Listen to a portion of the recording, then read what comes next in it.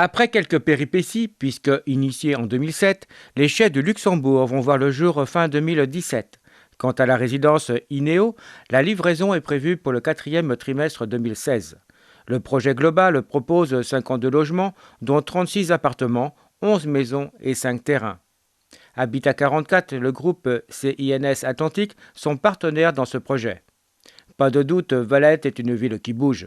C'est un complément dont Valette a besoin, parce qu'on a également la création de logements sociaux, ce qui est important. Il y a aussi une mixité, puisque vous allez avoir des gens qui vont pouvoir avoir accès à la propriété.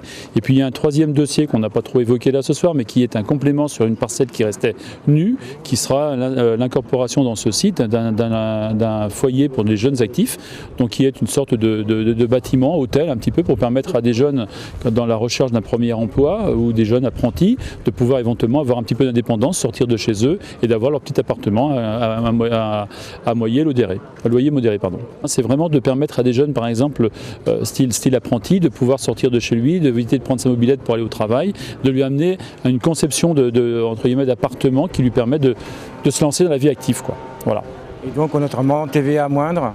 TVA moindre, il y a des loyers modérés, il y a aussi une sorte de cellule un petit peu avec des... Alors là, quand on parle du foyer de jeunes actifs, avec des pièces à vivre communes, enfin bon, c'est tout un entre guillemets, un concept de bâtiment qui aujourd'hui est un petit peu innovant. Et sur notre territoire, donc cette opération est jumelée avec un deuxième bâtiment qui sera installé parallèlement à ça sur Saint-Julien-de-Concelles.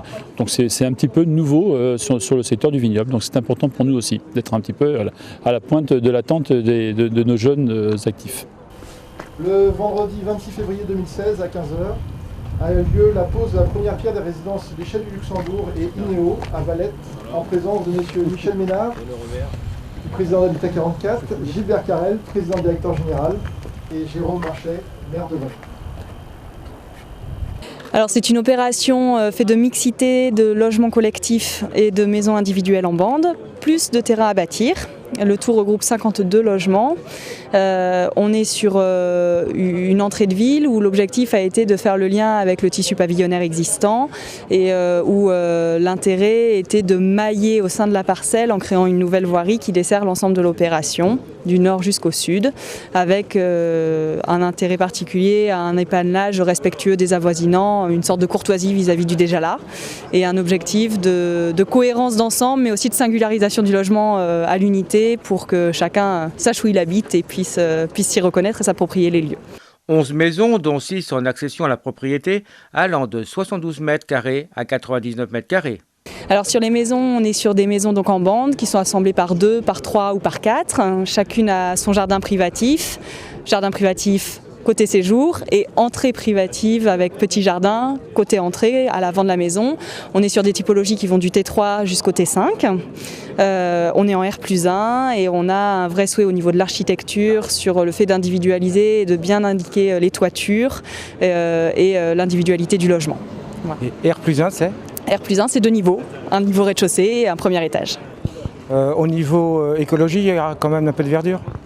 Beaucoup de verdure même. Donc on est sur une parcelle qui est réduite en chantier mais finalement assez grande à terme. Donc il y a un beau projet paysager de cheminement aussi entre les logements avec des espaces partagés entre logements individuels et collectifs, avec des places pour que le vivre ensemble puisse prendre corps, avec des cheminements qui traversent tout le site du nord au sud et permettent vraiment aux gens de vivre complètement dans ce bout de quartier, on va dire. Et tout ça bien isolé, je suppose. Tout ça très bien isolé, avec un objectif BBC de logement des maisons et un objectif thermique permettant de diminuer les charges aussi bien électriques, de chauffage et d'eau chaude sanitaire. Concernant les collectifs, des loyers accessibles de 384 à 433 € par exemple pour les T3 et d'une superficie allant de 48 à 79 mètres carrés. Après les maisons individuelles, il y a donc 2 bâtiments collectifs qui rassemblent en tout 36 logements, qui sont des logements en R+3, donc rez-de-chaussée plus 3 niveaux, voilà, et qui s'organisent en logements traversant nord-sud, qui permettent aux logements finalement d'être très bien ventilés, d'avoir des espaces extérieurs généreux pour vivre dedans et dehors, et profiter comme ça pleinement d'un logement qualitatif, bien qu'en collectif, qui peut paraître parfois un point négatif pour certains. Mais là, l'intérêt était de proposer des logements aussi qualitatifs que les maisons individuelles dans la partie collective. Côté budget, le prix de revient s'élève à 5 800 285 € TTC, financé par 1 442 846 € de fonds propres et des subventions concernant l'État 105 900 €, le Conseil départemental 400 000 €, CIL Atlantique 40 000 €, GDF 5 400 €, soit un total de subventions de 551 300 €, complété par 3 806 139 € de prêts.